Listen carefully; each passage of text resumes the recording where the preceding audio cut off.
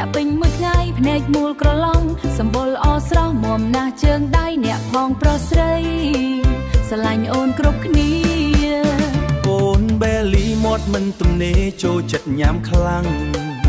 ចេះញ៉ាំបបបន្លែផ្លែឈើមិនទាន់ចេះទេត្រីអាំងញ៉ាំហើយយកកម្លាំងមកគោប្រមាក់បាដោយពេលខ្លះរត់លេងពេលខ្លះសំដែងដើរក្រពាត់ដៃទៅក្រោយដើរទៅដើរមកដូចមិនខ្ជិលឡើយហាត់បន្តាំងពីក្មេងជុំអូនបេលីអូនមានអាយុ1 ឆ្នាំហើយកូនស្រីតូចសូមណប់ចិត្តគ្រួសារសូមឲ្យបេលី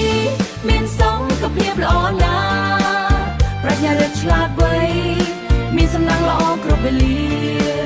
ម៉ាក់និងអ្នកគ្រប់គ្នាសម្រាប់ចិត្តបេលីមកប៉ិតណែណាយ៉ាយ៉ាអូនបេលីមានបងមីហួតចាំប្រឡែងជាមួយគ្រប់គ្រាពេលបងទៅរៀនអូននៅផ្ទះនឹកបងមីងហួតណែនទេ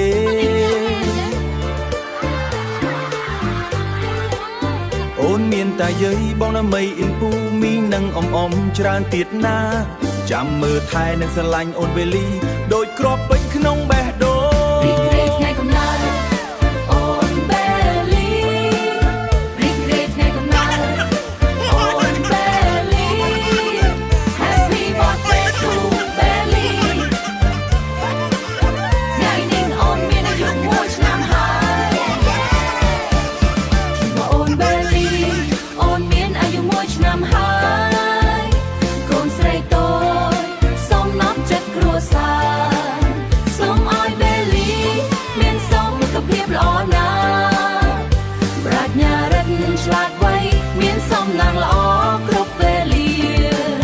នឹងជាកូនល្អស្ដាប់បង្គាប់ប៉ាម៉ាក់និងគ្រួសារសូមហៅមួយមកសម្រាប់អូនបេលីសប្បាយទេហៅម្ដងទៀតមករីករាយថ្ងៃកំណើតអូនបេលី